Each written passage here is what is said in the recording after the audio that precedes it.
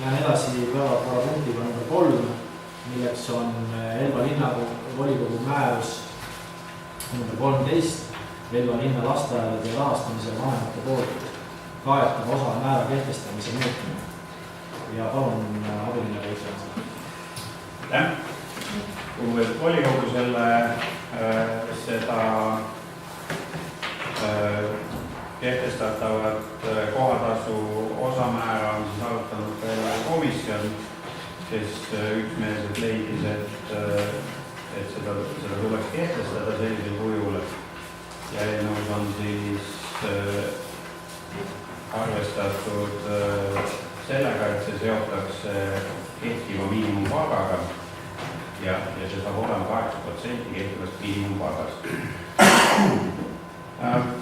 Eks see kohatasu tõstmine on möödapääsmatu samm, sellepärast, et Elva linn on viimastel aastatel investeerinud päris suuri summasid lasteaedadesse ja me oleme püüdnud ka igati tagada erinevate tugispetsialistide kohalolu lasteaedades, mis on kõik kvaliteedi nimel ja paluks siis see kohatasu sellisel kujul kiitada.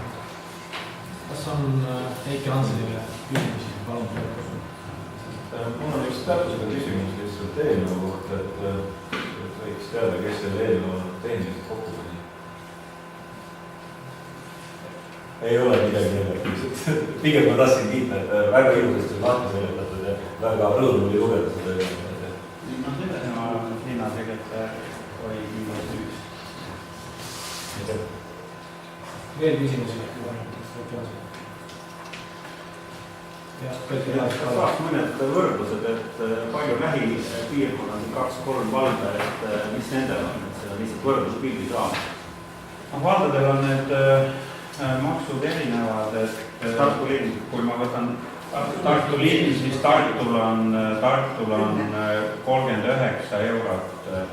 Meil saab olema praegu 28 peale seda tõusu ja Tartu linn tõstis 15 või plaanib tõsta. See on siis ka miinimumpalga ära? Meil oli 10% ja nüüd tõesti 15% peale, vähemalt eelnõu oli minu viimane volikogu. Teatavasti on omavalitsusel seaduse järgi lubatud küsida kuni 20% kehtivast miinimumpalgast. Saab hakkama ka hästi. Ega kui me võtame seda, et ka see uus lasteaia kohatasu saab olema tegelikult ainult 10% lasteaia koha reaalsest maksumusest. Et siis eks ta võib alati suurem olla, aga liiga järske hinnatõuse kindlasti ei ole teistpidi inimestele väga sõbralik. Selle rahaga saate kvaliteeti hoida, siis on ju väga hea töö. Kas on veel küsimusi? Heiki Hansen. Küsimusi ei ole. Seega paneme eelnõu hääletusele, kes on selle poolt, et Elva linna lasteaedade kohamakse siis seotakse ära miinimumpalgaga ja seda 8% juures. On see piisav? No kui ma just ütlesin, et ka see uus kohatasu saab ikkagi olema ainult 10% reaalsest lasteaia koha maksumusest, siis piisav on siis, kui kõik kinni makstakse, aga küsimus on pigem selles, et kui suurt osa toetab linnavalitsus ja kui suurt osa lapsevanemad.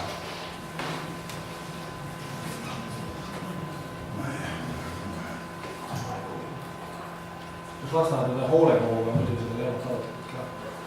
Murugu noolekogu saatis oma tingimusliku nõusoleku, et kui on nõus sel juhul, kui lasteaiaõpetajate palk tõsta 15%, mis on suhteliselt ebareaalne, ütleme, et isegi see 8 eurone hinnatõus ei kata. Ütleme nii, et kui kogu praegune see tõstetav summa suunata palkadeks, siis see tagab 2% palgatõusu. siin tagasi hoida. et siis paneme juba 15. Kas just 15, aga sellest me hakkame siis rääkima, kui järgmise aasta eelarve menetluseks. Jälle Jupiter saada. Kas toidurahaga on ka Olle puhul juba räägitud? Toidurahad on läbi rääkinud, käib seal 1,80 euro senti, mis raamatupidaja on, et isegi enam vähendab läinud. Ma veel kommentaariks ütlen, et Murumuna lasteaia puhul 15% palgatõusu on 60 000 eurot aastas. Veel küsimusi, Heiki Jansson, nimetatud teema. Küsimusi ei ole, paneme nimetatud eelnõu hääletusele. Sõnastan selle pealkirja järgi, et kes on selle poolt, kes on Elva linnavolikogu määruse 31.10.2011 nr 13 Elva linna lasteaedade rahastamisel vanemate poolt kaetava osamäära kehtestamise muutmise poolt. Nimetatud kujul, nagu meil siin raportil oli, kes on selle poolt, palun anda käega märku.